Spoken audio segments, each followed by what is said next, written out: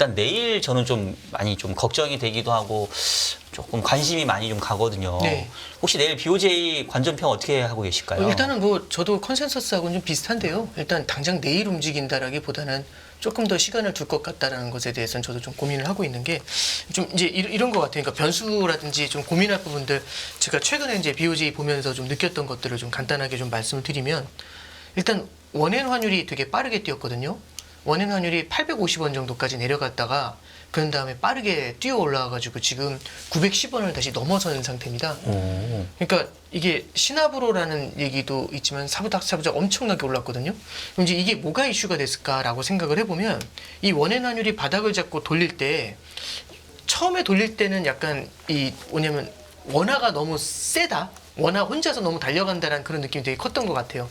근데 그런 것에 대해서 약간 국가 간의 환율에 대한 견제 이런 게 좀 크지 않았나 싶은데요. 이후에는 방향을 확실히 좀 틀었던 게 이슈가 이제 11월 초부터 방향을 틀었거든요. 그럼 11월 초에 뭐가 있었냐면은 11월 FOMC가 있었습니다.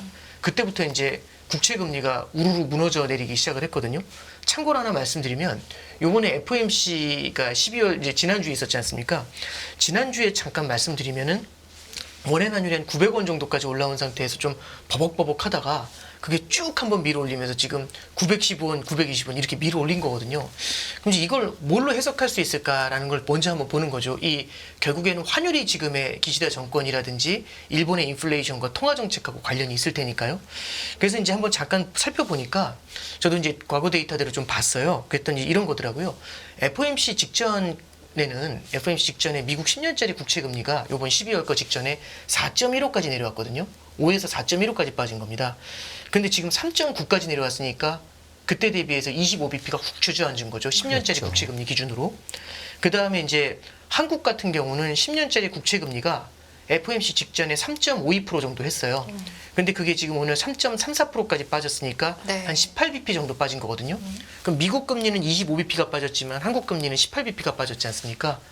그러면은 미국 달러에 대한 매력도가 아무래도 조금 더 줄어든 거겠죠. 왜냐면 달러를 보유했을 때 금리를 25bp 덜 주는 거고 원화는 18bp를 덜 주는 거니까 그런 것들은 결국에는 상대적으로 원화의 강세, 달러 대비 원화의 강세를 만드는 그런 요인으로 작용을 하겠죠. 그러면은 오케이.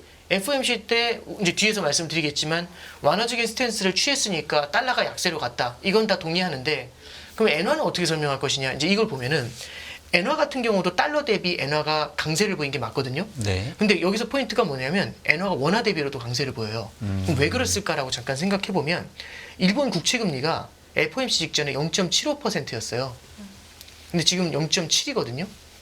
5bp 빠진 겁니다. 네. 그러면 미국은 25bp 빠졌고 한국은 18bp 빠졌고 일본은 5bp 빠졌지 않습니까? 그럼 일본 금리의 빠짐이 가장 덜한 거죠. 그럼 어떤 의미에서 보면은 엔화를 보유했었을 때의 매력이 줄어드는 게 가장 덜한 거지 않습니까? 과거 대비. 그렇죠. 그럼 예. 원화는 18bp 빠졌는데 엔화는 5bp 빠졌으니까 이런 경우에는 상대적으로 엔화에 대한 수요가 더 탄탄하게 버텨줄 수가 있겠죠. 이게 아마 박사님께서는 훨씬 더 잘 아시겠지만은 저도 옛날에 처음에 이제 환율 공부할 때 환율에 영향을 주는 금리는 단기 금리라고 배웠었어요. 이게 교과서에 그렇게 배웁니다.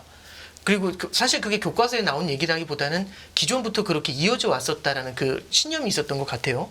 그리고 이제 외환 투기 같은 경우도 아무래도 단기 금리 의존한 면이 강했는데 한 가지 단절점이 나왔던 게 2016년 9월이었던 것 같아요. 2016년 9월에 뭘 하기 시작하냐면은 일본은 정식으로 YCC에 돌입을 하게 됐고 10년짜리 국채 금리를 기준으로 잡아가지고 이걸 가지고 이제 금리를 조절하기 시작을 했었거든요. 그러면서 그때부터 이상하게 10년짜리 국채 금리의 어떤 갭 이거에 대한 그 금리라든지 환율의 영향도가 되게 커지는 것 같은 느낌을 좀 많이 받아요.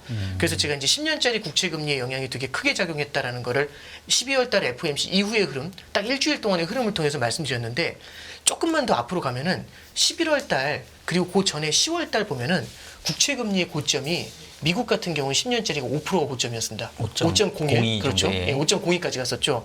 그게 고점이었거든요. 그럼 오늘이 3.9니까 112bp 빠진 거죠. 그냥 110 빠졌다고 할게요. 그냥 외우기 쉽게. 110bp 빠진 겁니다. 미국은. 우리나라 국채 금리가 그때 4.37 정도까지 갔죠. 4.35 조금 넘었던 거예요. 저 정확한 숫자는 기억 안 납니다만 네. 35 조금 넘었던 것 같아요. 근데 오늘 그러면 3.33이니까 그러면은 한 104bp 그 정도 빠진 미국보다는 거죠. 하여튼 조금 덜 네, 그렇죠. 빠진 미국보다 정도. 조금 덜 빠졌죠. 네. 일본이 그때 얼마였냐면 1%였거든요. 음. 70이지 않습니까? 30bp 빠졌죠. 음. 그러면은 달러는 그때 당시에 대비해서 112bp, 원화는 104bp, 일본은 30bp가 빠졌으면 상대적으로 금리가 빠지면서 그 통화에 대한 매력을 훼손하는 게 일본이 가장 제한적이었겠죠. 네. 그때가 원엔 환율의 가장 바닥이었고 바닥이었다. 그건 이제 되돌리는 흐름이 나타났던 것 같아요. 그럼 이제 이런 얘기가 되는 거죠. 지금 어떻게 접근하고 있는 거냐면 FOMC 이후의 흐름으로 원엔이 왜 강했는지를 말씀드린 거고 그게 900에서 915원으로 점프업을 만들었던 걸 말씀드렸고 그 다음에 그 앞으로 가서 10월 말경도에 있었던 국채금리 고점에서부터 한번 점프업. 그러니까 결국에는 원엔이 850에서 900원까지 점프업을 했었던 그 이유를 말씀드렸잖아요. 네. 그럼 그 전으로 잠깐 가보면 많은 분들이 920원 정도 원엔 환율이 막 내려올 때 1000에서 920원까지 내려올 때 다 왔다 이런 얘기 되게 많이 했거든요. 네. 그리고 900원까지 왔을 때도 진짜 다 왔다 이랬는데 그게 깨지더라고요. 그러면서 880원 왔을 때 진짜 다 달았는데 거기서 또 한 번 주저앉아서 850을 가잖아요. 네. 그때 뭐가 있었을까 생각해 보는 거죠. 그때 뭐가 있었냐면 미국의 하이어 for 롱거에 대해서 시장이 받아들이기 시작했던 겁니다. 그래서 미국의 국채금리가 빠르게 뛰었죠. 근데 일본의 국채금리가 뛰어 올라가는 속도가 YCC로 묶어놨기 때문에 뛰어 올라가는 속도가 되게 느렸던 겁니다. 그럼 무슨 말씀 드리고 싶냐면 일본 같은 경우는 국채금리가 낮을 뿐만 아니라 이 국채금리의 변동이 크지 않은 거죠. 이렇게 움직이는 거죠. 근데 미국 같은 경우는 국채금리 변동이 크겠죠. 이렇게 움직이겠죠. 네. 그러면 국채금리가 올라가는 타이밍에서는 미국의 국채금리는 확 뛰지만 일본의 국채금리는 살짝 올라갈 거지 않습니까? 그럼 갭이 벌어지면서 이게 엔화의 어쩌면은 가장 약한 모습을 만들어내는 거고 원화보다도 일본의 금리가 뛰어오르는 게 적었으니까 원엔 환율 같은 경우도 눌렸지 않습니까? 그죠? 그래서 지금 이제 말씀드리고 싶은 거는 그 앞으로 가보면 원엔 환율이 850원까지 내려왔었던 이유도 사실상 10년짜리 국채금리 움직임을 보면서 좀 볼 수 있다. 그래서 미국이 예상을 넘는 뛰어넘는 긴축으로 접어들었을 때 원엔 환율이 좀 눌리는 모습이 나타난다는 로직 그리고 그 이후로 봤었을 때 미국이 완화적인 스탠스로 확 돌아섰었을 때 되려 원엔 환율이 올라온다라는 로직 엔화가 원화 대비 강세를 보인다는 로직. 근데 이걸 갖다가 이 금리 차를 통해서 조금 우리가 살펴볼 수 있었던 것 아니겠는가 네. 그런 생각을 해보는 거죠. 저희가 지금 어떻게 보면 과거 여행을 이제 잠시 네, 하면서 그렇죠. 정리를 예, 예. 총 정리를 한 건데 네네. 이게 사실 당장 내일까지의 상황을 전망하기 그렇죠. 위해서 네, 그렇죠. 과거를 되짚어 본 네, 거잖아요. 그렇습니다. 네네. 그럼 이제 다 정리를 했으니까 네네. 그럼 이 다음은 어떻게 될 것인가라는 네네. 질문에는 어떤 말씀해 주실 수 사실 있을까요? 굉장히 어려운 질문이신데 근데 이제 저는 결국에는요 금리가 제일 중요한 포인트라고 생각을 해요. 네. 그래서 일본에서요 금리를 갖다가 살짝 들어 올려주지 않습니까? 근데 금리를 들어 올려주는데 다른 나라가 그 금리를 내리고 있으면 그럼 어떤 일이 벌어질까라는 생각을 해보는 거죠. 지금은 떨어지는데 일본 금리가 덜 떨어지니까 엔화가 강세를 보였지 않습니까? 네. 근데 다른 금리가 떨어질 때 일본 금리가 올라오면 그럼 어떤 일이 벌어질까라는 생각을 해보게 되는 거죠. 그 로직으로만 보면은 엔화가 엄청 강세를 보여야 되는 거 아닌가요? 그러니까 지금 이제 그 말씀은 이제 지금 이제 그 로직이 풀리는 건데 그럼 이 로직을 저만 알고 있을까? 저 같은 아마추어가 알고 있으면 당연히 일본 중앙은행에서도 그 로직에 대해서 생각을 하고 있겠죠. 그래서 두 가지 케이스가 있는 것 같아요. 첫 번째 케이스는요. 만약 한국과 미국의 금리가 내려간다는 게 정해진 미래고 일본은 금리를 올릴 수밖에 없다는 게 정해진 미래라면 그리고 그게 컨센이라면 그리고 그렇게 될 거라면 엔화는 강세를 보여야겠죠. 그럼 그 시나리오가 맞는지에 대해서 우리가 고민할 필요가 있다는 게 첫 번째가 되는 것 같고요. 두 번째는 그걸 알고 있는 일본 중앙은행은 어떻게 대응을 할까라는 생각을 하는 거죠. 지난달에 우에다 총재가 코멘트를 할 때 뭐라고 했냐면 이런 얘기를 하더라고요. 이제 다들 엔화가 강세로 전환하는 것에 대해서 확신을 다 갖고서 이제 우에다 총재한테 이제 질문을 하니까 우에다 총재가 이제 두 가지 포인트를 얘기를 해요. 첫 번째는 이런 얘기를 하더라고요. 어떻게 얘기를 하냐면 이게 시장이 어떤 기대감 같은 게 형성이 돼 있을 때 그런 기대에 부응하는 얘기를 해버리게 되면은 극단적인 쏠림을 만들 수 있다라는 표현을 써요. 그게 무슨 얘기냐면 다들 피벗 기대하고 있잖아요. 거기다 피벗 메시지 던져주지 않습니까? 힌트 던지잖아요. 그럼 기름에 불을 붙입니다. 지난주 FOMC 이후의 그렇죠. 모습이 그랬죠. 예, 11월, 12월을 보시면은 네. 드라마틱한 강세였지 네. 않습니까? 그럼 만약에 일본은행이 원하는 게 뭔가가 있을 수 있죠. 그럼 일본은행, 저는 이제 그런 것 같아요. 제가 개인적으로 생각할 때는 일본은행은 다들 이제 그런 생각 하시잖아요. 일본이 계속해서 지금 물가가 높은 편이거든요. 내년도 물가 전망을 보면은 2%로 돌아오기가 쉽지가 않아 보여요. 실제로 전망 자체도 근원은 그렇게 보고 있는 거고. 그러면은 여기에 대한 원인을 봤었을 때 에너지 가격도 있지만 에너지 가격을 넘어서는 게 엔화의 약세지 않습니까? 그럼 엔 약세를 어느 정도는 제어를 해줘야 돼요. 그럼 일본은행 같은 경우는 뭘 원할까? 그러면은 엔화의 강세를 원한다. 근데 저는 엔화의 강세를 원한다는 말은 틀리다고 생각을 해요. 왜냐하면 그럼 엔화가 얼마까지 강세로 가는 걸 원할까? 이 질문에 또 봉착을 하거든요. 그럼 지금 140엔이라고 해보죠. 142엔이라고 해보죠. 달러당. 그게 그럼 70엔까지 가면 어떻게 될까요? 그럼 적절한 질문은 뭘까요? 그러니까 이 이런 거죠. 시점에서? 예. 일본이 원하는 거는요.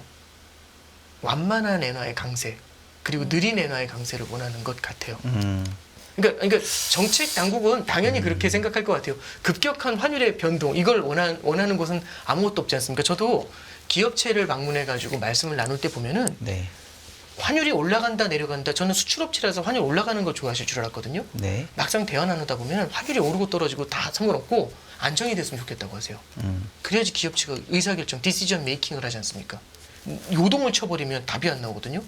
그러면 일본 같은 경우는 과도한 엔 약세를 막으면서 일정 수준 물가를 제어할 정도의 엔 강세는 원하지만 그게 너무 과도하지 않으면서 속도도 빠르지 않았으면 좋겠죠. 그러니까 욕심인 겁니다. 욕심인 겁니다. 와 올라오는 걸 확 꺾으면 확 밖으로 반대로 내려가 줘야 되는데 이게 아니라 이렇게 내려가 줬으면 하는 거죠. 적정선이라는 게 사실 어려운 거잖아요. 그렇죠. 그럼 어떻게 이렇게 쿠션 잡고서 이렇게 내려가려면 위에서 때리고 밑에서 올리고 이렇게 해줘야 되거든요. 그러니까 이게 뭐냐면은 완화 긴축 이거잖아요. 네. 파월 의장도 요즘 하는 거 보면 완화 긴축 하지 않나요? 이게 그래서 오락가락 한다는 얘기가 있는데 결국에는요 무언가 완만한 움직임을 보여주길 바라는 거죠. 극단적인 움직임보다. 그래서 일본 중앙은행은 그러면은 이런 완만한 움직임을 원하지 않습니까? 그러면 시장하고 밀당을 되게 많이 해야 돼요. 참고로 말씀드리면은 제가 경험했었던 일본 중앙은행은요 시장을 굉장히 많이 모니터링했던 것 같습니다. 무언가 정책을 쓸 때 시장이 잔뜩 기대하고 있을 때는 그건 패스예요, 보통. 네. 시장이 방심하고 있을 때 확 던지거든요. 기억나실지 모르겠는데 작년 12월 20일이었어요. 다들 이제 올해는 지났네 했는데 갑자기 거기서 일본에서 YCC를 0.25에서 50으로 올렸거든요. 0.5로 올렸거든요. 그게 작년 12월 20일인가 그랬었어요. 네, 네. 그때 제 친구들도 휴가 많이 갔었는데 깜짝 놀랐었죠, 시장이. 뭐지? 왜냐하면 이제 그때 다들 뭐라고 했냐면 전망은 올해 4월 달에 구로다 총재께서 그만뒀지 않습니까? 네. 구로다 총재 그만두니까 그때 이제 아마 정책 변화를 할 거다. 우에다가 들어오게 되면서 정책 변화를 할 거야. 이제 이렇게 생각을 했던 거죠. 근데 이제 구로다 총재 있을 때 그 4월 정도를 다 예상하고 있었는데 갑자기 그 전혀 뜬금없는 때 그냥 확 때려버린 거죠. 그런 비슷한 경험이 언제 있었냐면 2014년에 있었어요. 2014년도에 보면은 11월 달에 기습으로 양적 완화를 합니다. 2차 양적 완화를. 깜짝 놀랐죠. 그래서 네. 엔화가 또 그때 어마어마한 약세를 보였었어요. 그러니까 이게 시장이 시장이 그렇게 할 수밖에 없을 거야라고 기대하는데 타이밍에 있어서는 시장이 원하는 그 타이밍을 맞춰주지는 않았던 것 같아요. 네. 그래서 아마 무언가 시장의 눈치를 보면서 시장이 예측하지 않았을 때 방심하고 있을 때 그런 것들을 던져줬을 때 주는 영향이 상대적으로 덜할 것이다라고 바라는 쪽으로 그대로 밀어주는 쪽이 아닌 걸로 네. 그렇게 움직이게 되지 않을까. 그게 일단 첫 번째고요. 두 번째는 그럼 이제 우리가 생각하는 것처럼 그래도 어쨌든 타이밍이 어떻든 간에 그럼 일본은행도 정책 변화를 할 수밖에 없으니까 네. 엔화 강세는 맞는 거네. 이제 이렇게 생각하실 수 있는데요. 근데 그 굴곡이 좀 있지 않을까라는 생각을 해요. 그 굴곡이 있다라는 말씀을 한번 논리적으로 말씀드리면 이런 거죠. 앞서 말씀드렸던 것처럼 앞에 설명을 드렸던 이유는 그러니까 미국이 긴축으로 나오게 됐었을 때는 엔화가 약세를 보이지 않습니까? 특히 원엔도. 근데 미국이 완화로 나오게 됐었을 때는 원엔이 강세를 보이지 않습니까? 그러면은 앞으로는 완화밖에 안 남은 것 같잖아요. 우리 마음속에는. 왜냐면 미국도 금리를 내릴 거고 한국은행도 금리 내릴 것 같다고 다들 요즘 얘기하고 있지 않습니까? 그럼 둘 다 금리 내리면 국채 금리가 주저앉을 거고 일본은 상대적으로 금리가 주저앉는 게 덜하고 오히려 되려 금리를 올려야 되면 타이밍을 엇박자를 낼 수는 있지만 그러면은 엔화가 강세겠네. 이게 로직이잖아요. 네. 그럼 이제 여기에 대해서 퀘스천 마크는 과연 그렇게 될까라는 겁니다. 미국이 그만큼 많이 내려줄까? 한국이 그만큼 많이 내려줄까?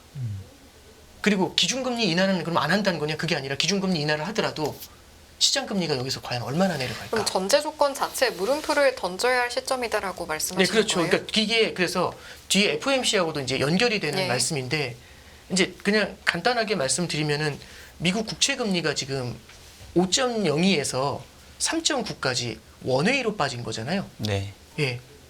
올해 초에 미국 10년짜리 국채 금리가 혹시 얼마인지 혹시 아세요? 전 잘 모르겠네요. 3.88이었습니다. 올해 초에. 3. 지금 89거든요. 그럼 1년간 우리 뭐 한 거죠? 이런 거 아닌가요? 그러면 어떻게 됐냐면 3.88에서 쫙 빠진 다음에 쫙 끌어올린 다음에 쫙 내려왔어요. 그래서 원위치 이거거든요. 달러 인덱스가 올 초에 제가 알기에는 103.4인가 그랬거든요. 네. 지금 102.7이던데요. 쫙 빠졌다, 쫙 올라갔다 끌어올렸다, 쫙 비슷하죠. 밀어내린 네. 다음에 끝났거든요. 네. 원달러 환율이 연 말로 찍지 말고 한 작년 12월 한 20일 정도로 찍으면 1298원이던데요. 오늘 1299원 정도, 97원 정도, 와, 제가 마지막 종가를 여기 오늘 못 봤는데 네. 그 정도 나왔던 것 같아요. 그럼 1년간 사실은 어떻게 보면은 이게 그냥 고지전을 한 거 아닙니까? 서로 밀렸다 올렸다 밀렸다 올렸다. 그러니까 우리가 막상 되돌아보면 국제유가도 되게 비슷해요. 국제유가도 작년 이맘때 제 기억에 72, 73 정도 되지 않았나요? 네. 그러다가 올해 3월에 한 65까지 빠진 게 95까지 올랐다가 지금 오늘 한 71, 72 했던 것 같은데요. 예. 그래서 연초 대비해서 지금 보면은 매크로의 주요 지표들이 플랫이 많아요. 2년짜리 국채금리도 의외로 플랫이에요. 네. 4.30인가 그랬는데 지금 4.4 정도 되지 않나요? 예, 미국 2년짜리도. 예, 예, 이런 것들을 보면 이게 중간에 굉장히 큰 스윙이 있었던 거잖아요. 네. 그럼 그 스윙이라는 건 무엇이었을까라는 생각인 거죠. 옆으로 이렇게 간 게 아니라 스윙이 나타났다는 건 무언가 시장이 기대를 했었다는 거잖아요. 올해 초에 기대가 어떤 기대였냐면요. 올해 초에 다들 그랬었거든요. 9월부터 금리 인하하고 내년까지 200bp 인하한다. 피봇 기대가 연초부터 강했죠. 엄청 강했었죠. 예. 예. 근데 그 기대가 되돌려졌던 게 지난 7, 8월 달에 7월 달하고 9월 달에 FOMC였던 거고 그게 이제 다시 한번 하이어 for 롱거라는 수사를 레토릭을 만들면서 끌어올렸다가 그 수사가 11월 12월 FOMC에서 다시 무너지는 이제 그런 그림으로 이제 수렴을 해왔던 겁니다. 네. 그럼 이제 금리가 지금 어떤 생각이냐면 시장에서 굉장히 많은 기대를 하면서 밀어내리고 있는 거지 않습니까?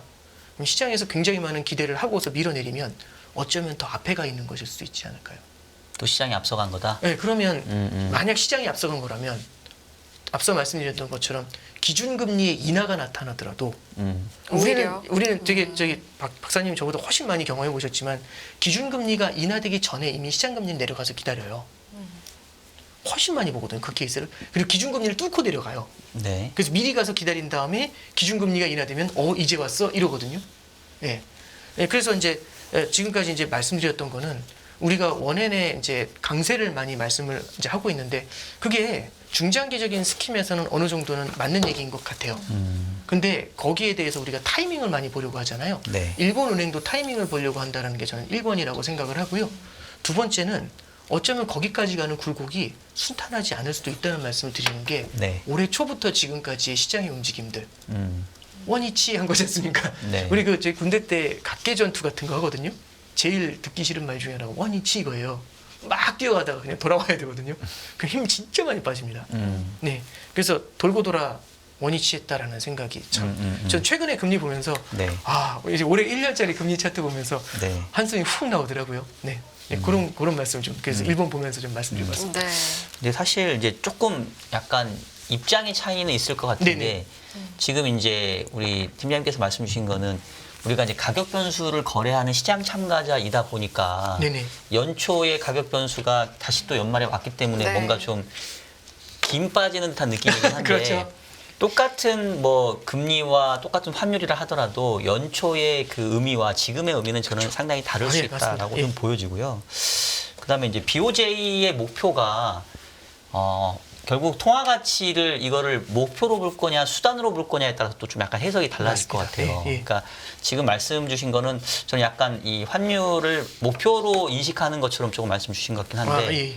어쩌면 BOJ의 목표는 말 그대로 장기간의 디플레이션에서 빠져나오고 싶은 거고 인플레이션을 일으키기 위해서 무리한 통화 완화 정책을 폈던 거고 그거에 대한 어떤 그 부수적인 결과물이 이제 엔화의 약세였는데 최근에 일본 경제 상황이 어느 정도 조금 이제 디플레에서 빠져나오는 징후가 보이니까 네, 그리고 현재 BOJ 정책은 사실은 무리한 정책이 맞잖아요. 네. 지속 가능하지 않은. 왜냐하면 마이너스 정책에 여전히 양적 완화에 뭐 얘네는 뭐 주식 ETF도 뭐 직접 매입을 네, 해주고 네. 있으니까 그래서 이제는 통화 정책을 정상화해야 될 때가 됐는데 그러려고 하자니 말씀 주신 것처럼 시장의 쏠림 때문에 엔화가 또 너무 강해지면 네.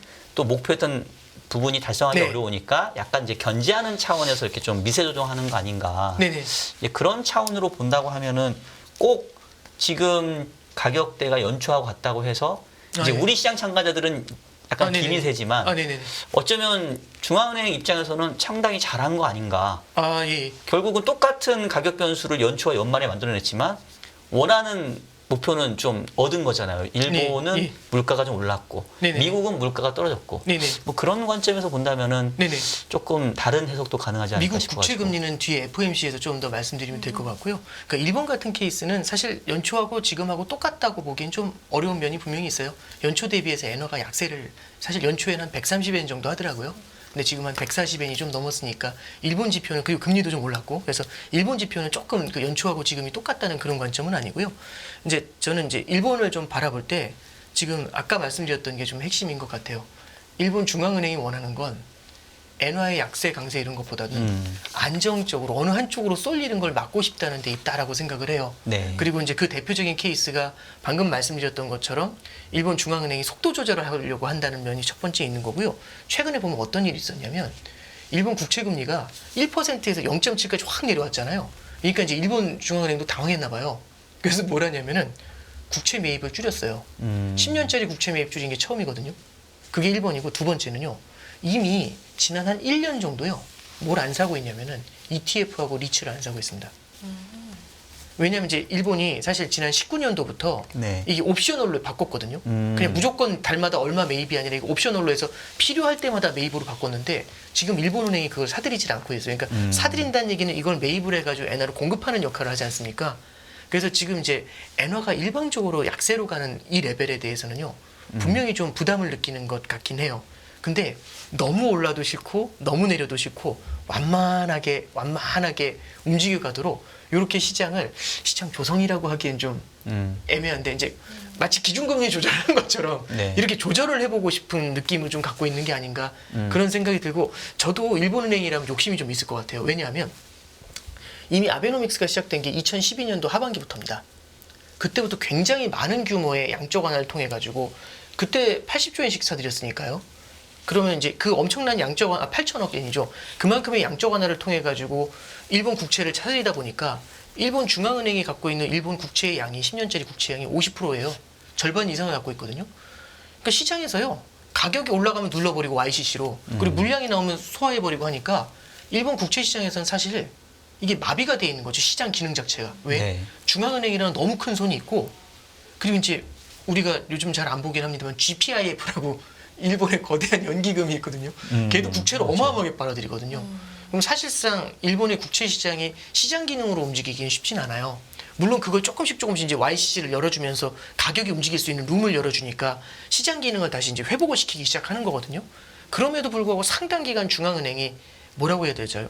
압살을 하고 있었다? 뭐라고 표현해야 될지 모르겠지만 압도적으로 시장을 갖다가 누르고 있었다라고 한다면 풀어주는 것을 통해서도 되게 완만하게 풀어줄 수 있다라는 기대를 좀 하고 있는 게 아닌가라는 생각을 하고 그 정책이 일본은행이 과연 가능하다면 네. 소프트하게 말씀드렸던 것처럼 엔화가 천천히 강세로 돌아가는 게 가능하겠지만 주변의 환경이 만약 그렇게 도와주지 않거나 아니면 일본은행이 타이밍을 잘못 잡거나 아니면 시장에 잘못된 기대를 갖다 잘못 건드렸을 때는 또 이 가는 길이 범피로드라고 해야 되나요? 좀 울퉁불퉁한 길 예. 그런 케이스가 나타날 수가 있지 않을까 그런 생각을 해봅니다. 말씀하신 주변 환경이라고 했을 때 사실 뭐 자연스럽게 이야기하면서도 저희 미국 이야기 여러 네. 번 나왔으니까 이야기 나온 김에 미국으로 이제 좀 선회를 좀 해보겠습니다. 잠깐 그 전에 예. 그러면 내일 BOJ의 결국은 전망 결론은 네. 시장이 워낙 한쪽으로 쏠려서 전망하고 있으니까 예. 그 부분들을 충족시키진 않고 약간 애들로 내일은 얘기할 서프라이즈를 거다? 뭐 던지지는 이런 않을 느낌? 것 같다라는 생각은 좀 하고 있고요. 네. 근데 실제로요. 시장이 기대하는 거는 내일보다는요. 내년 4월을 기대하고 있습니다. 내년 4월 달에 춘투가 지난 다음에 네. 그 다음에 이제 어느 정도 임금 상승률을 확인하고 났었을 때 변화를 주려고 하지 않겠는가 이제 그렇게 보고 있는 거거든요.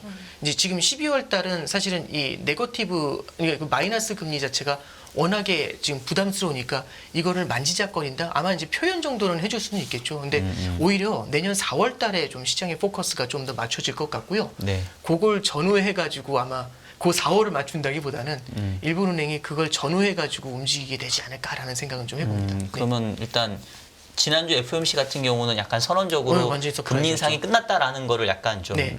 그 공식적인 발표를 한 것 같긴 한데 네네.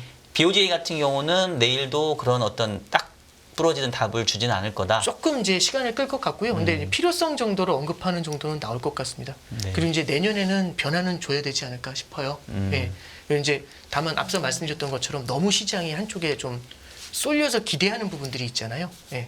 그래서 마치 올해 초에도 4월 달에 구로다 총재가 바뀌면 그때부터 변화가 있을 거다. 이제 이런 기대가 되게 크게 있는 것 같은데 임금 상승률이 발표되면 변화를 줄 거다.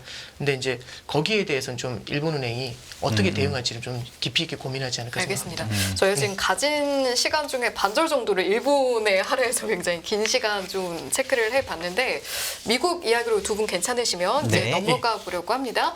일본 이야기하면서 지금 여러 번 언급해 주신 것 중에 하나가 어느 한쪽에 쏠리지 않으려고 할 거고 일본에서는 시장과 좀 밀당을 하는 그런 모습 말씀을 하셨는데 미국의 최근에 FOMC를 보면서 시장은 어떤 생각을 하고 있느냐라고 보면 금리 인하에 대한 기대감 거기에 초점을 맞추는 모습 보이고 있거든요.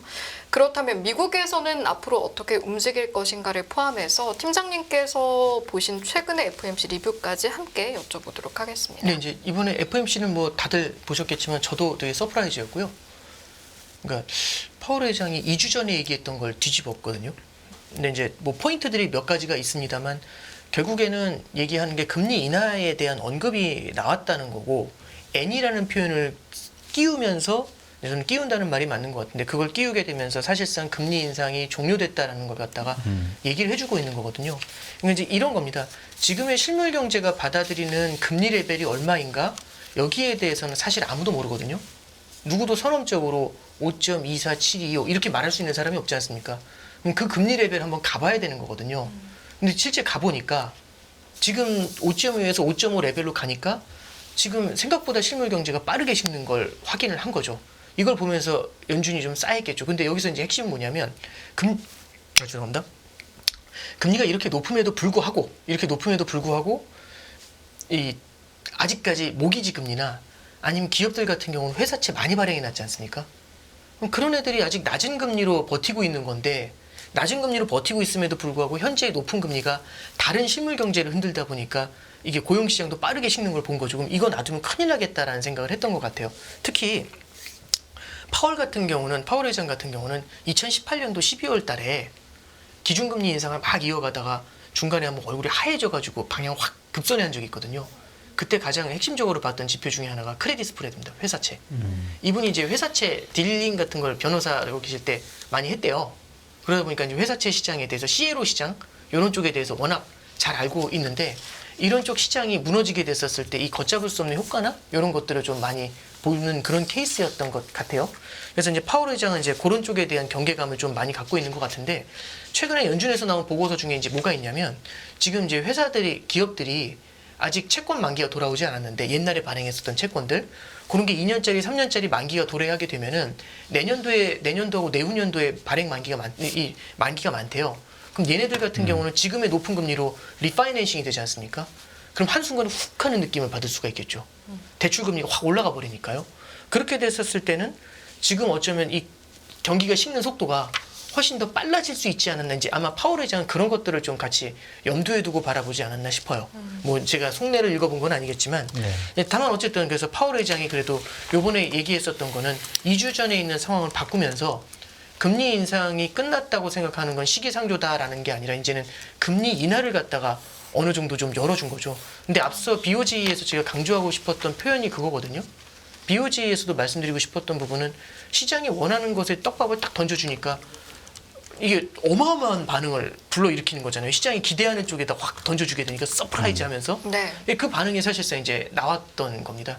그래서 저도 이제 기자회견 봤을 때 몇 가지를 좀 눈여겨봤는데요. 첫 번째는 이제 금리 인상이 어느 정도 피크가 됐다라는 게 첫 번째 질문에서 나왔고 네. 중간에 티미라우스 기자가 그걸 물어보더라고요. 월스트리트 저널에 티미라우스 기자가 아니 저기 지난번 회의 때는 금융시장이 금융시장이 너무 긴축적이어서 연준이 일을 할 필요 없다 뭐 이런 얘기를 하고 있는데 지금 금융시장이 되게 뜨거워지고 많이 달려가고 있는데 어떻게 생각하시냐 이제 이거죠. 그러니까 그 얘기는 뒤집어 말하면 질문을 이렇게 공손하게 했지만 지난번에는 그냥 저 시장 금리가 올라서 긴축을 알아서 해준다고 하더니만 시장 금리 내려오면 그럼 긴축이 안 된 거 아니냐 이 질문이거든요. 네. 근데 이제 파월 회장이 얘기하는 게 딱 그 답을 이렇게 하더라고요.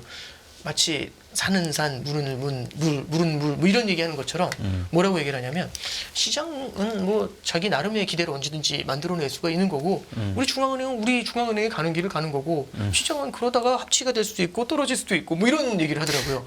그 얘기는 뭐냐면은 이제 올라가서 경계가 돼요. 근데 내려오니까 산은 산, 물은 물 이런 거거든요. 그 얘기를 하니까 이제 티미라우스 기자로 쩍 하고 이제 놀라는 표정. 예, 그래서 어제는 그렇게 끝났습니다. 그리고 이제 뒤에 시간이 되면 여갈피 얘기도 좀 해드리겠지만 전체적으로 이제 그런 포인트들을 보면서 시장은 이거는 완전히 슈퍼 비둘기다라고 네. 이제 해석을 하고 저 역시 그거는 반론의 여지가 없는 그런 그림을 만들어낸 것 같아요. 그리고 성명서에서도 분명히 이제 정확하게 제시한 거는 파월 회장이 예전에 얘기했던 것 중에 어떤 포인트가 있냐면 아니 성장도 주의를 해야지 물가만 바라보면 어떡하냐 이러니까 우리가 목표로 하는 건 성장과 물가 두 개가 다 목표다. 근데 어느 하나의 그 목표점에서 가장 굉장히 크게 괴리가 나타난 게 있으면 거기 일단 집중해야 된다. 그러니까 영수가 있으면 90점을 맞춰야 되는데 수학은 뭐 예를 들어서 86점이고 영어는 60점이면 수학 일단 내꺼녀 놔두고 영어 공부시켜야지 이 얘기거든요. 그렇죠. 근데 이제 요번에 얘기한 건 뭐냐면 두 개를 균일하게 리스크를 같이 관리해야 된다고 얘기를 해요. 그게 뭐냐면 영어 점수 좀 올라왔다는 얘기잖아요. 같이 봐야지라고. 그러니까 이제 우리 영어도 신경 쓴다는 얘기, 수학도 신경 쓴다는 얘기는 이제 이런 해석이 되는 거거든요. 네. 예, 그러니까 이제 성장에 대한 방점을 조금 찍어줬다라는 데 대해서 시장은 이제 드디어 이제 우리 성장을 인질로 삼는 게 가능해졌다. 네. 왜냐하면 여태까지 성장이 둔화될 때마다 성장 둔화되니까 너네는 금리 인하해야 돼 이렇게 얘기하면서 인질극을 성장을 이렇게 끼고서 이렇게 인질극을 했거든요. 근데 어느 순간부터인가 신경을 안 쓰는 거예요. 그러니까 이 인질이 의미가 없지 않습니까?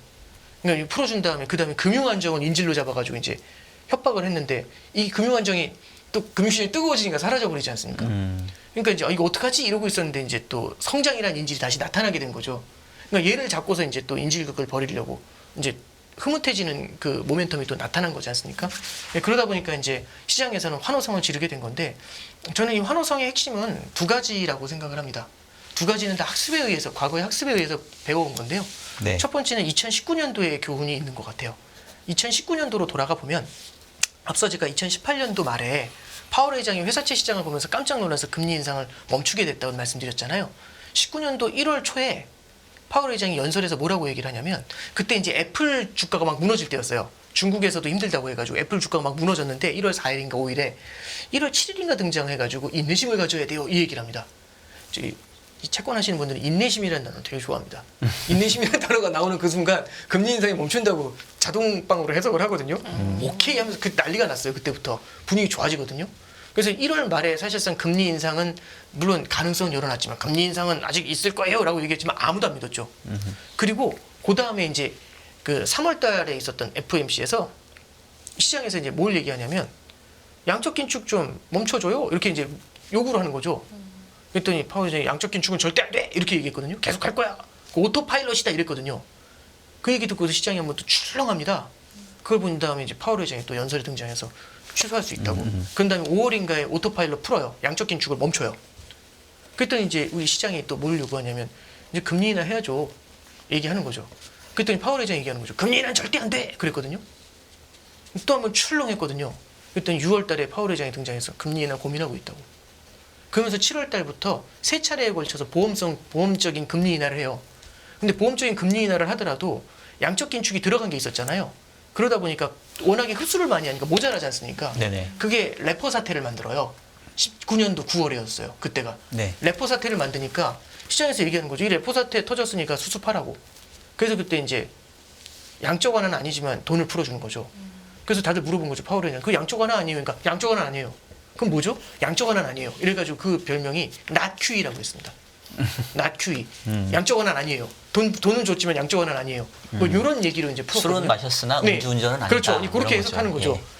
그러면 지금까지 흐름을 보면 금리 인상 멈추는 건 안 돼 했는데 멈춰주고 양적 긴축 멈추는 건 안 돼 하다가 멈추고 그 다음에 세 번째는 금리 인하는 절대 안 돼 하다가 해주고 그 다음에 QE는 아니야 하다가 낮 QE 해주고 네. 이렇게 온 거거든요. 시장의 요구에 계속 연준이 끌려갔지 않습니까? 그럼 시장이 요구하는 거를 부합시켜주는 거거든요. 그럼 부합시켜주면 만족하는 게 아니거든요. 해님 달님 동화 혹시 기억나세요? 해님 달님이요? 예, 거기 호랑이 나오는 거 아시죠? 할머니가 산을 넘는데 호랑이 등장하지 않습니까? 호랑이 뭐라는 줄 아세요? 떡 하나 주면 안 적어놓지. 떡을 그게 주니까 그 다음에 생각이 어떻게 하죠? 다음 곡에 또 등장하시잖아요. 그럼 뭐라고 하죠? 떡. 또 하나, 그 계속 달라고 하잖아요. 그러다가 어떻게 되죠? 그 되게 끔찍한 동화예요. 생각해 보면. 그렇죠. 떡이 없으니까 이제 잡아 먹히는 예, 거잖아요. 할머님 저기 팔 뜯어먹고 막 이랬거든요. 되게 끔찍한 동화예요. 지금 생각해 보니까 무섭네요. 19금 아닌가요? 그렇게까지 이렇게 예. 묘사돼 있나요? 예, 그래서 뭐 깽깽이 동화에? 뛰시고 막 어우. 그런 장면이 나와요. 네. 이거 생각해보면 되게 무섭네요. 그럼 나중에 할머니를 잡아먹은 다음에 어떻게 한 줄 아세요? 오누이를 찾아가죠. 그렇죠. 그래서 오누이 저기 이게 뭐지 손 집어넣고 이게 뭐 어떻게 되고 이런 얘기 나왔지 않습니까? 기억나시죠? 예. 기억나네 이제. 예. 우리 할머니 손은 이렇게 뭐 까칠하지 않아. 뭐. 예, 그러다가 이제 떨어져서 이제 저기 갈대밭 죽어서 그게 갈대가 그렇다 뭐 이런 얘기를 만든 거 놀았다 그 얘기를 만든 동화잖아요. 시장은 그 호랑이와 되게 비슷해요. 만족시켜주면 더 달라고 한다. 그러면 지금 연준한테 요구했던 건 4차례 금리 인하를 요구했잖아요. 원래 이번 FOMC 전이 4차례 금리 인하 예상했거든요. 시장하고 연준하고의 괴리예요. 연준은 원래 한 번 낮출 거라고 했는데 4차례 금리 인하를 예고를 했지 않습니까? 시장은 기대했지 않습니까? 그래서 연준이 3번 낮춘다고 얘기했잖아요. 이번에. FOMC 점도표상에서는 그러면 만족해야 되는 게 아니죠. 6번 낮춘다고 하고 있죠. 음, 더 도망가 있죠. 그럼 6번 만족시키면 어떻게 될 것 같으세요? 만족할까요? 9번 내려가 있지 않을까요? 그래서 예. 일부 연준 위원들이 기대감을 진화하는 건 방금 말씀하신 맥락일까요? 예, 너무 이제- 시장이 그렇죠. 기대하면 예, 부담스러우니까. 근데 이게 그러니까 그 오락가락을 하도 많이 하다 보면 아니 교장 선생님이 놀아도 된다고 하셨는데 갑자기 그래서 신나게 놀고 있는데 갑자기 막 가리 늦게 누구 등장하셔가지고 선생님 한 분이 야 그렇게 놀면 어떻게 해 이러면 귀뚱으로도 안 듣죠. 그러니까 시장이 이게 언제하고 되게 비슷하냐면 작년 11월 달부터 피벗에 들어갔어요. 파월 의장이. 그래서 금리 인상 속도 조절한다는 얘기했거든요. 그 다음에 올해 1월 달 FOMC에서 올해 2월 1일 날 있었던 FOMC에서 파월 의장이 무슨 얘기를 하냐면 디스인플레이션이라는 말을 처음 써요.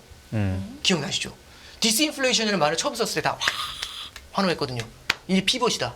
예. 그래서 그때 보면 막 완화 기대하면서 막 내년까지 200bp 이거 기대했던 거거든요. 그걸 되돌렸던 게 6월 달이었는데 일단은 파월 의장이 그렇게 얘기했었을 때는 블라드가 나와가지고 7%까지 올릴 수 있다고 얘기해서 다 무시했습니다. 예. 그거 되돌리는 게 되게 힘들었고 그거 되돌린 게 6월 달, 7월 달에 굉장히 긴축적으로만 했던 FOMC였었어요. 네. 그러니까 이게 왔다 갔다 하잖아요. 그럼 사람들이 신뢰를 안 하게 돼요. 그리고 신뢰를 안 할 때 어느 쪽만 신뢰하냐면 선물 주는 쪽을 더 기대를 많이 하게 되죠. 그러니까 이번에 사실은 보스틱 같은 분도 사실은 이 비둘기에 속하거든요. 근데 보스틱도 뭐라고 얘기했냐면 3분기까지는 금리 인하 없다. 이렇게 얘기하고 사실상 포워드 가이던스지 않습니까 이거. 네. 원래 안 한다고 했는데 포워드 가이던스로 급하니까 들어오는 거거든요. 그리고 윌리엄스 총재 같은 경우도 되게 신중론자인데 금리 인하는 얘기도 안 했다고. 그런데 논의했다라고 이미 그 연준 저 FOMC 때는 얘기를 했거든요. 그러니까 앞뒤가 안 맞는 말을 하는 거죠. 근데 이제 다른 한 분이 등장한 게 굴스비라는 분이 있어요. 시카고 연은 총재인데 이 에반스 뒤에 들어오신 분이죠. 제가 봤을 때는 지금 연준에서 뭐랄까 이 입담이 제일 세시고 가장 설득력이 높다라고 생각되는 분이 굴스비 같아요. 지금 시장이 그러니까 뭐냐면 연준 위원들이 하는 얘기 중에서 FOMC가 제일 많이 끌려가는 게 블라드 이후에는 굴스비가 되게 큰 역할을 하는 것 입김이 같습니다. 센 인물이 네, 네. 그분이 얘기하는 소프트 랜딩 내지는 그분이 얘기하는 좁은 길 내지는 골든 패스라는 게 지금 그 연준 내에서도 굉장히 설득력 있게 다가오는 것 같아요. 왜냐하면 아무리 똑똑한 사람들도 이제 막 얘기를 합니다. 막 얘기를 해요. 근데 예를 들어서 다 논리적으로 똑똑한 사람들이 논리적으로 얘기했는데 박종현 박사님이 맞았어요. 한 3번 연속 맞았어요. 그럼 어떻게 되냐면 박종현 박사님 말씀하실 때 아무도 못 깨깁니다. 반박하기가 좀 점점 어려워지겠죠? 블라드가 힘이 세졌던 이유가 블라드가 몇 번을 맞춰줬거든요. 그렇죠. 예, 그러니까 이제 시장이, 그러니까 그 연준 위원들 사이에서도 천재라는 얘기가 나오고 그 사람을 따라가는 건데, 이 구습이라는 분이 사실 시카고 연은 총재 되시기 전에도 경제학에서는 되게 유명한 분이에요. 예. 근데 이제 그분이 요즘 좀 힘을 좀 많이 얻는 것 같은데, 그분 같은 경우는 인플레이션이 지금처럼 둔화되면은 금리 인하를 논할 수 있다.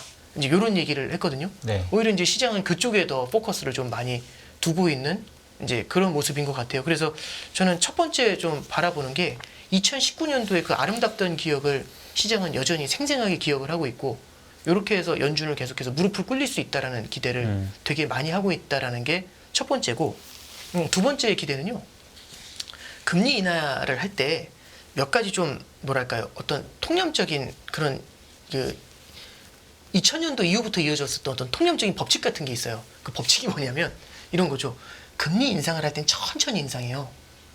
근데 내릴 땐 짧은 시간에 화끈하게 인하를 합니다. 실제로 뭐 예, 그럴 그렇죠. 수밖에 없는 예. 환경이었었던 때가 그렇죠. 있었으니까. 예. 예. 그게 이제 2000년에도 그랬거든요. 99년, 2000년에도 금리 인상을 천천히 했는데 계속 금리 인상을 해도 시장이 전혀 관심이 없다 보니까 네. 오버킬을 해버리고 빵 하고 터지게 되니까 안 돼 한 다음에 금리 인하를 쫙 하면서 받쳐준 거거든요. 2004년부터 2006년까지도 보면은 금리 인상을 천천히 했는데 그 상태에서 조금 오래 버텼어요. 그때는 미국의 성장이 둔화되는 것보다도 중국의 성장, 이머징의 성장이 워낙 셌으니까 그게 이제 받쳐주는 효과가 좀 있었다고 생각해요. 근데 anyway 그때도 결국에는 그 서브프라임 모기지 사태 터진 다음에 2007년 9월부터 팍팍팍팍 금리 인하해가지고 불과 1년도 안 되는 기간에 0%까지 낮췄거든요. 거기도 안 돼서 양쪽을 한 게 금융위기고, 그 다음에 이제 2015년부터 시작됐던 금리 인상의 사이클도 진짜 천천히 올렸어요. 그래서 18년도 4분기에 2.5까지 올린 다음에 내리는 거는요. 19년도 7월부터 낮췄는데 19년도 7월부터 3번 연속 낮추고 코로나 터진 다음에 제로로 찍어 누르고 네. 이제 이렇게 되니까 인상 주기는 되게 길지만 인하에 돌입하게 되면은 인하의 폭도 클 뿐 아니라 속도도 빠르다라고 생각하는 거죠. 뭐 과거에 그런 경우가 많았으니까 네, 이제 그렇죠. 시장은 약간 학습 효과처럼 네, 그렇죠. 생각을 하긴 하겠죠. 예. 물론 그리고- 사실 근데 아닌 적도 있거든요. 아니, 물론 그렇죠. 예. 그러니까 평균적으로 봤을 때는 7, 8개월 정도면은 금리 인하에 돌입했다. 금리 인상이 끝난 다음에. 그러면 지금이 금리 인상이 사실 마지막 있었던 게 지난 7월이었잖아요. 7월. 그러면 예. 이제 우리 보수적으로 8개월 잡으면 내년 3월인가요? 예. 그래서 이제 시장에서는 뭐 내년 3월 인하 얘기도 되게 많이 나오고 있지 않습니까? 지금? 팀장님께서는 어떻게 아, 예측하세요? 이게 일단 저는 그렇게까지는 안 보고요. 근데 일단 저도 결론은 그렇게까지 안 본다는 건데 네. 시장에서는 그렇게 이제 그 통념 같은 것들이 있었던 거죠. 그럼 이 두 가지가 겹치는 거예요. 두 가지가 합쳐진다고 한번 보시죠. 금리를 인하할 때 빠르게 인하하고 많은 폭을 인하를 해줍니다. 그죠? 그리고 19년도에 보니까 시장이 원하는 만큼 계속 연준이 끌려가는 걸 본 거잖아요. 그럼 당연히 연준이 이번에도 낮춰주려고 하는 걸 보면서 더 미리 내려가서 기다리게 되는 케이스라고 볼 수가 있겠죠. 그러면 기준금리가 빠진 것보다 기준금리 내려가지도 않는데 시장금리가 확 주저앉아서 기다리고 있는 거죠. 네. 그래서 지금 기준금리하고 시장금리 10년짜리 국채금리 차이 보면 꽤 많이 벌어져 있죠. 네. 네. 그럼 그건 이제 뭘 의미하느냐. 그리고 이제 연준의 점도표하고도 또 멀어져 있죠. 연준의 점도표는요. 내년 말에 얼마를 찍고 있냐면 4.5에서 4.75를 찍고 있어요. 네. 시장은 얼마를 찍고 있냐면 3.75에서 4를 찍고 있습니다. 그리고 연준은 내후년 있죠. 2025년 말에는 얼마를 찍고 있냐면 연준이 2025년 말에는 3.5에서 3.75를 찍고 있어요. 그럼 어떻게 보면 내후년 말까지 연준이 바라보고 있는 시계를 지금 시장은 지금 땡겨서 내년까지 해줄 거라고 지금 바라고 있는 거죠. 네. 예. 그러면은 금리 인하에 대한 기대를 굉장히 크게 갖고서 기다리고 있는 겁니다. 그리고 시장 금리도 어느 정도 그거를 프라이싱을 하고 있는 거고요. 그 기대감은 섣부르다고 생각하세요? 아니면 랠리의 네, 섣부르다고 생각을 합니다. 예. 그러니까 이거는 결국에는 그러면은 연준이 바라보고 있는 패스보다는 좀 더 많이 나아가 있는 거잖아요. 그럼 금리 인하를 안 한다 이게 아니라 금리 인하를 하더라도 시장이 기대하는 것보다는 덜 할 것 같다. 그리고 시장이 기대하는 것보다는 늦게 할 것 같다. 그게 지금 여태까지 제가 말씀드려왔던 논리의 핵심입니다. 예. 지난번에도 끝날 때도 말씀드렸던 게 네. 언제가 될지는 모르겠지만 시장이 기대하는 것보다는 늦게, 시장이 원하는 것보다는 적게. 예, 그게 이제 포인트인데 저는 이번에도 비슷할 거라고 생각을 하고, 그럼 요걸 갖고서 앞에 NY 케이스로 돌아가서 말씀을 드리면 기준금리 인하를 하면 엔화가 그러면은 더 뛰지 않을까 이제 이런 거잖아요. 기준금리 인하를 해도 이미 내려와서 기다리고 있는 거였다면 그리고 그럼 여기서 시장 금리가 더 내려가려면 기준금리가 더 낮아져야 되거든요. 네. 근데 그 기대를 만약에 연준이 차단하려고 한다면 그렇게 된다면 얘기가 좀 바뀔 수가 있겠죠. 그럼 연준과의 밀당 때문에 변동성이 나타날 수가 있잖아요. 그래서 앞에 이제 말씀드렸던 게 일방적인 흐름들보다는 되게 변동성이 높은, 그러니까 연준하고 시장하고의 괴리는요. 이번을 통해서 이제 금리 인하로 합의가 됐어. 이게 아니라 금리 인하 속도에 대한 합의가 또다시 동상이몽으로 벌어져 있는 그림, 네. 그게 나타나고 있다. 이렇게 말씀드릴 수 있을 것 같습니다. 어차피 시장이라는 건 항상 늘 그렇죠. 앞서거니 뒤서거니 네네. 하니까 뭐 이제 그거는 늘 있어왔던 것 같긴 한데 이제 관심은 그거 같아요. 네. 10월까지만 하더라도 팽팽한 균형을 이루던 국채 시장이 11월 이후에 아까 얘기했던 것처럼 거의 한 달 반 만에 110bp가 하락하는 일방적인 강세장이었거든요. 근데 이제 그 이유는 결국은 연준이 바뀔 수밖에 없을 거야. 네. 왜? 유가가 떨어지고 물가지표 낮아지고 고용지표 둔화되는 걸 보니까 결국은 바꿀 수밖에 없을 걸 해서 먼저 떨어졌는데 역시 지난주 FOMC 때 바뀌었네? 이러니까 네. 제가 봤을 때 네네, 더 떨어진 그렇죠. 거거든요. 근데 이제 결국은 말씀 주신 것처럼 너무 앞서갔으니까 과한 부분이 되돌릴 수 있는데 이제 시장 참가자로서의 그 관심은 그거 같아요. 그럼 정말 방향이 바뀐 건 맞냐? 그러니까 진짜 고점을 받고 연준도 금리 인상 끝났고 금리 인하로 가는 게 맞냐? 근데 이제 그것만 확실하게 뭔가 좀 불확실성이 제거된다고 하면 뭐 더 갈 수도 있고 뭐 덜 갈 수도 있고 이제 그거는 어차피 시장에서 만들어내는 가격 변수의 변동성이니까 이제 그거는 이제 저희가 논할 건 아닌 것 같고 우리 팀장님 보시기에는 그럼 확실하게 이 통화 정책의 방향은 이제 금리 인상 끝났고 금리 인하로 가는 방향성에는 혹시 동의를 하시는 네, 건가요? 금리 인하는 할 것 같고요. 네. 네.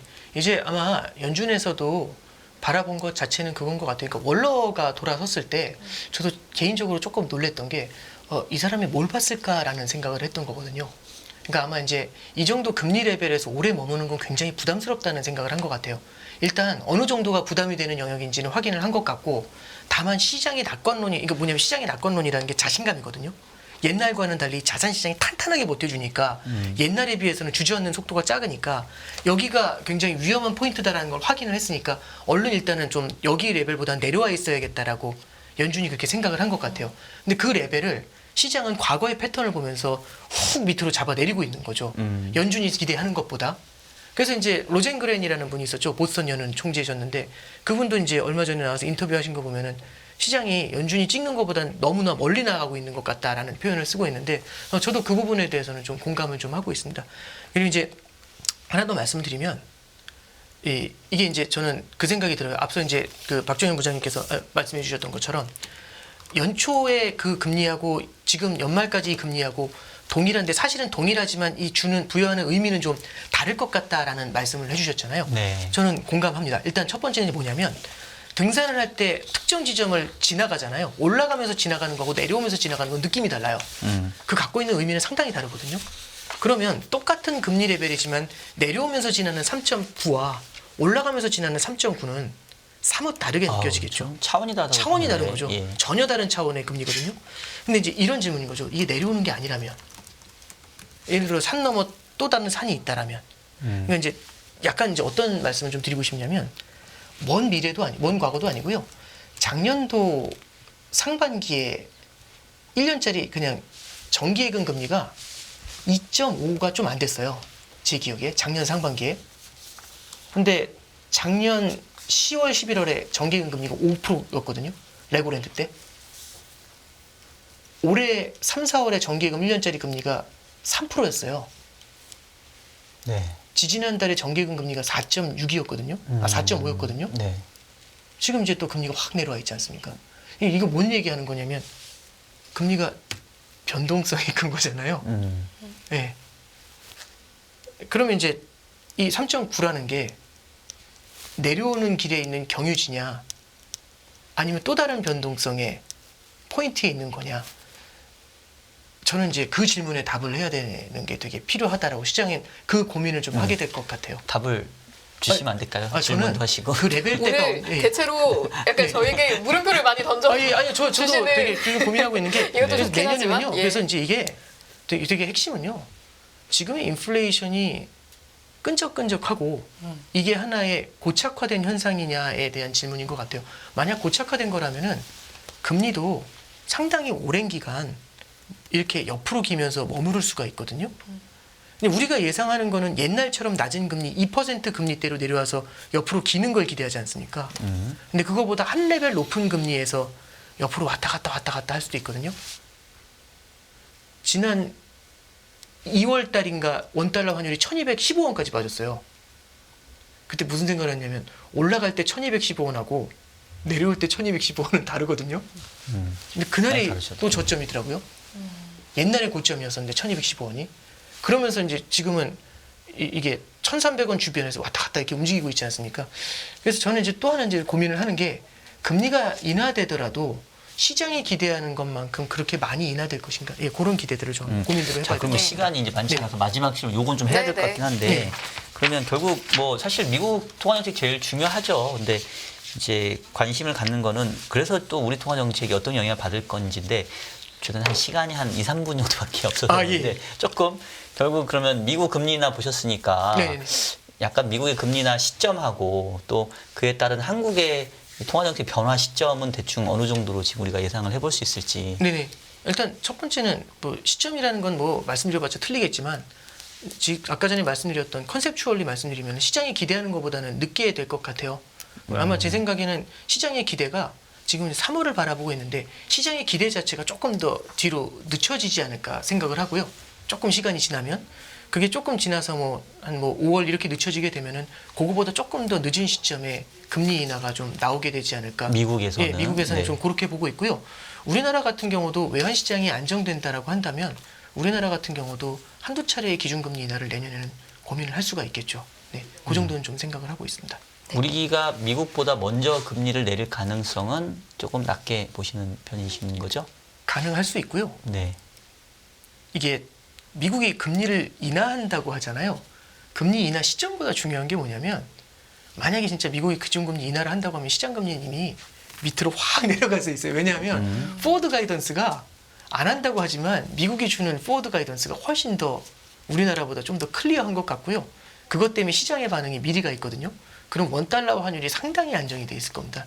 그럼 막상 기준금리 인하를 안 하더라도 미국이 우리나라에서는 기준금리 인하를 할 수 있는 여력을 주거든요. 그래서 저는 기준금리 인하 시점 대비해서 할 수 있다 없다 이런 것보다 금리 인하에 대한 분위기가 무르익게 되면은 그때는 우리나라 성장에는 초점을 맞추게 될 것 같습니다. 예. 다만 예상보다 강한 수출이 나온다거나 이런 것들이 변수가 될 수는 있겠지만 유가라든지 그렇지 않는다라면 우리나라가 거기에 대해서는 미국의 움직임을 어느 정도는 추스를 할 수 꼭 있겠죠. 미국이 금리 인하를 시작하지 않아도 분위기만 잡히면 네, 그렇죠. 네. 우리가 미국과 네. 상관없이 금리 인하할 수 있는 여건이 네, 마련이 그렇죠. 된다. 네. 예.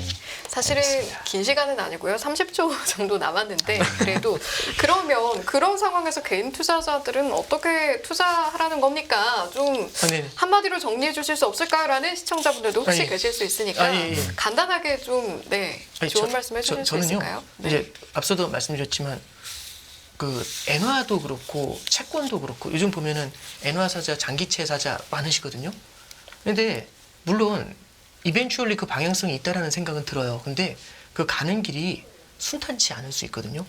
순탄치 않다라는 건 뭐냐면 불확실성이라는 게 존재하지 않습니까? 그런 관점에서는 몰려서 가거나 이런 것들에 대해서는 좀 경계를 하는 게 좋겠다.